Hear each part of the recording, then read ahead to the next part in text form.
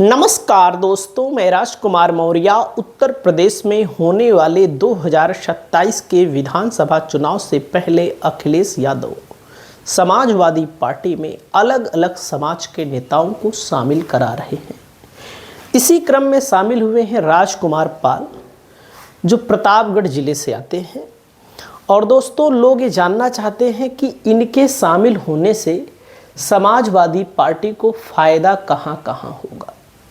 तो दोस्तों, राजकुमार पाल समाज से आते हैं और पाल समाज की जो टाइटल है दोस्तों, वो पाल है, बघेल है, धनगर है और जो भी होती होगी, ज़्यादा जानकारी नहीं है।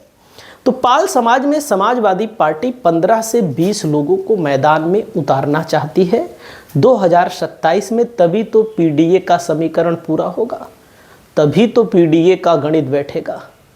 तो दोस्तों, मैं आपको बताना चाहूँगा कि ऐसी कोई विधानसभा नहीं है जहाँ पर पाल की आबादी 5,000, 10,000, 20,000, 15,000, 60,000, 70,000, मतलब कि 40,000, 45,000, 30,000, 35,000, ऐसी कोई विधानसभा नहीं है। जैसे हमारी खुद की विधानसभा में लगभग 15,000 से ज़्यादा पाल समाज का वोट है। हमारे खुद के गांव में 150 वोट है, हमारे पड़ोस के गांव में 150 से 200 वोट है।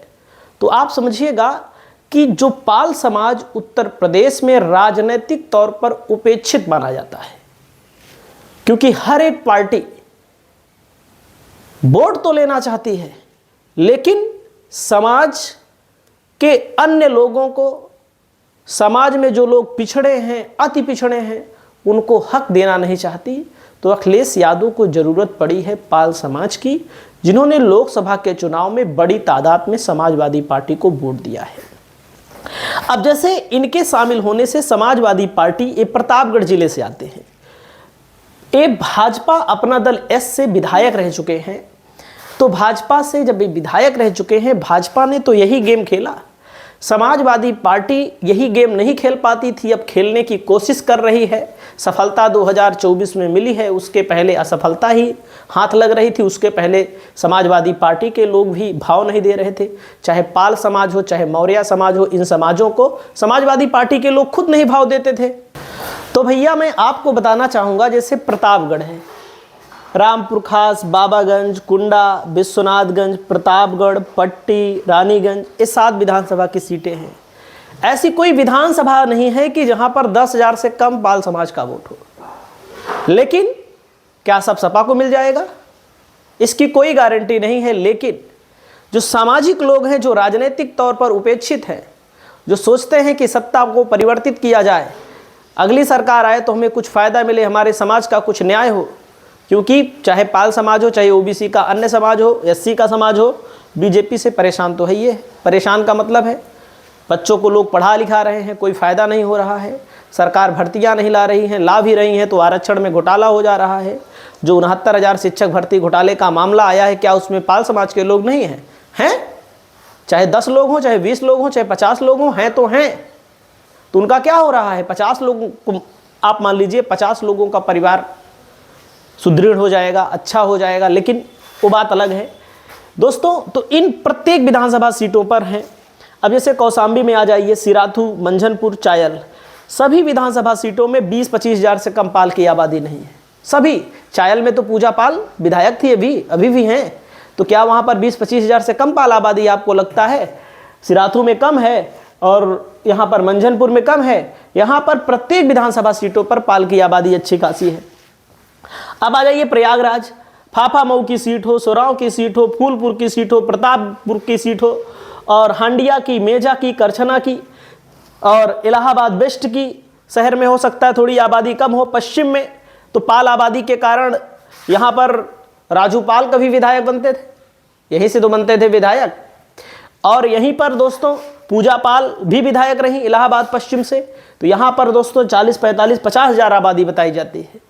तो फूलपुर में भी आबादी है, करछना में भी आबादी है, इलाहाबाद उत्तर, इलाहाबाद दक्षिण, 12 की सीट कोरांव की सीट, 15-15, 20-20 हजार आबादी प्रत्येक विधानसभा सीटों पर है।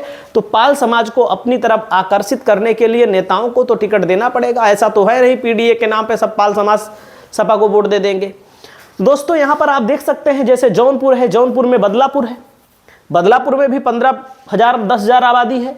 शाहगंज में भी है, जौनपुर सदर में भी है 15-20 हजार, मलहनी में भी है, मुंगराबाद शाहपुर में है, मछली शहर में है, मड़ियाहू में तो 30 से 35 हजार आबादी है, जफराबाद में भी 30 से 35 हजार आबादी है। यहाँ पर 2 पाल समाज के नेता तैयारी भी कर रहे हैं। केराकत में है।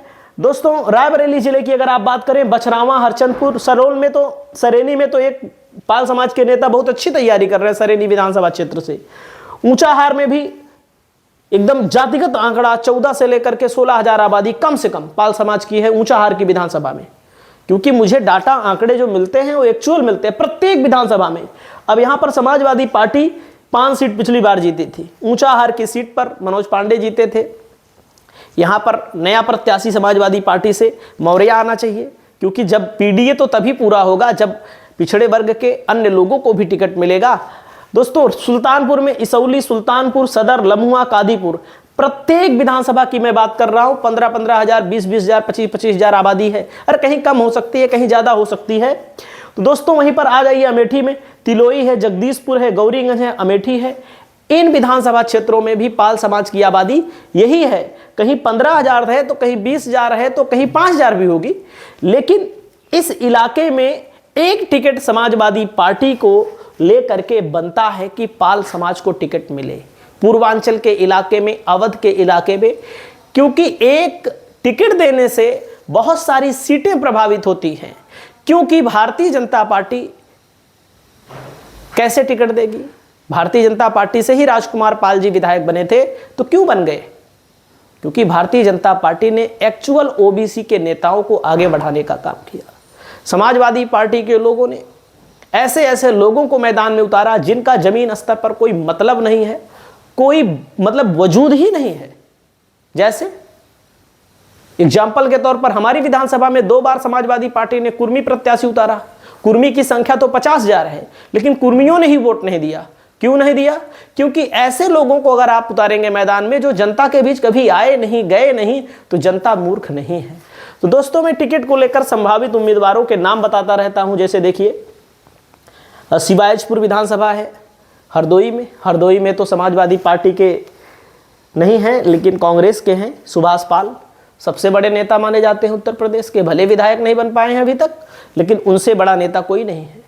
कोई अपने आप को कितना भी बताए, क्योंकि निर्दलीय जो व्यक्ति अपनी विधानसभा में छोटी छोटी पार्टियों से, कांग्रेस जैसी पार्टी से लड़ करके 50-55 हजार वोट पाने की क्षमता रखता हो 60 हजार 20 पार्टी से, तो उसकी क्षमता पर आप सवाल नहीं।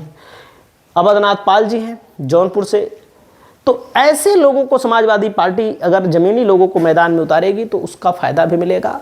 और इन सीटों पर आपकी क्या राय है? आप लोग अपनी राय बताएं। नमस्कार।